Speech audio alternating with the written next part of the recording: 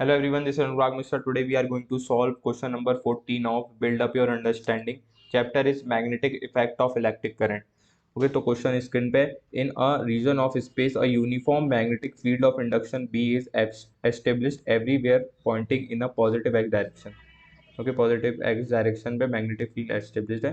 A rigid plane is fixed perpendicular to the x axis at a certain distance from the origin. So let's suppose ये at a distance x यहाँ पर एक rigid plane placed है. Okay, a particle of mass m and charge q is projected from the origin with its velocity u, velocity vector u in x by plane, making an angle theta with the x-axis. Okay, after an elastic collision with the plane, the particle loses half of its charge and then returns to the point of projection crossing the x-axis n times. Find the distance of the plane from the origin. तो basically क्या हो रहा है, एक charge particle है जिसका मास है m और चार्ज q है, उसको मैंने प्रोजेक्ट किया at an angle theta in a magnetic field. So वो जाके इस प्लेन से कोलाइड करता है. ओके, इलास्टिक कोलिजन होता है and then after collision it returns back. Okay, n times इसको क्रॉस करते हुए वापस अपने ओरिजिन पे आ जाता है. सो बेसिकली ये हो रहा है और हमें ये x निकालना है. ओके, सो तुम्हें पता होना चाहिए जो अगर मैं एक चार्ज पार्टिकल को प्रोजेक्ट करूँ at an angle theta in a magnetic field, तो वो हेलिकल पाथ में मूव करेगा. Okay, so it will be moving in helical path like this and यहाँ पर जाके इसका यहाँ पर कोलिजन हो जाएगा.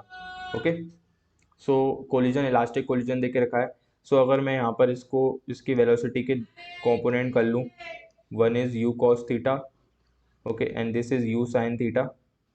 सो जो उसका एक्स वाला कंपोनेंट है एक्स डायरेक्शन में यू कॉस थीटा, वो यहाँ पर रिवर्ट हो जाएगा कोलिजन के बाद. तो ये सिंपली यू कॉस थीटा हो जाएगा और जो हमारा वाई डायरेक्शन में वो एज इट इज़ रहेगा.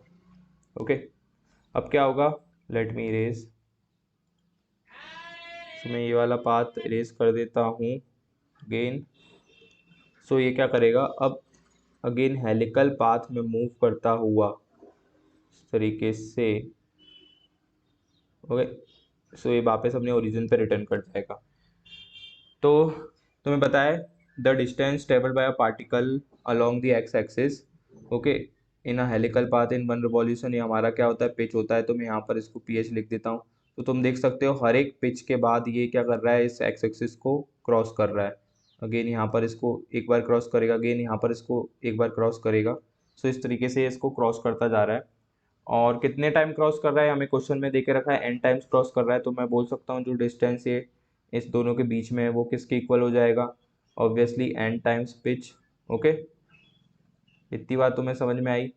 And pitch we know that it is u cos theta into time period which is equals to u cos theta time period we know 2 pi m over qv. And जो charge है वो क्या हो रहा है, इस time पे जो चार्ज है वो मेरा हाफ हो जा रहा है, क्यू बाई टू में लिख दूंगा. Okay, I think so question is solve. If I will now I will be writing x equals to n times p h, that is direct answer ही लिख देते हैं, वो हो जाएगा 4 pi m n u cos theta over q B. नहीं बात समझ में आई? Thank you for watching.